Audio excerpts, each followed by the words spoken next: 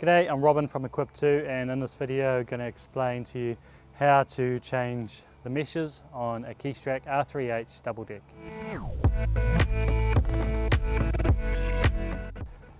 First we're going to start our machine, activate our hydraulics.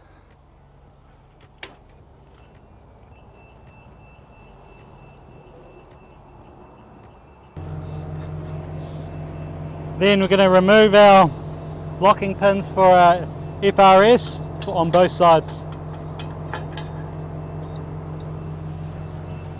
We're going to drop our FRS down till our holes are lined up so we can insert the pins.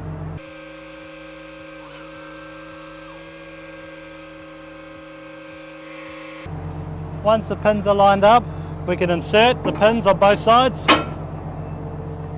We're then just going to lift our FRS up a bit and remove our top pins.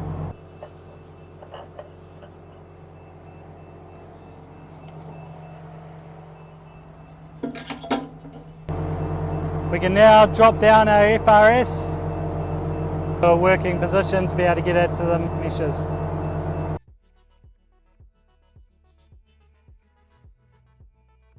So on the R3h Double Deck we have two decks of meshes. The top section is side tensioned. It has two sections on the top and a step down and one mesh section. On the side tension, to remove, we need to undo these bolts from the nut side on the outside of the frame. They can then be removed. The bottom deck has two meshes. Those two meshes are end tensioned by the tension nuts at the front. So the bottom deck end tensioned, undo your nuts to remove your mesh out this section. The top mesh, the tensioner is at the top. And for the bottom deck, bottom mesh, we have 4 nuts and bolts. It can be accessed from the belt. They need to be removed to remove the bottom section of the mesh. Just remember when you're changing the meshes to always check your capping rubber, making sure they're in good condition to be able to hold a good arc on the mesh and so they don't come loose.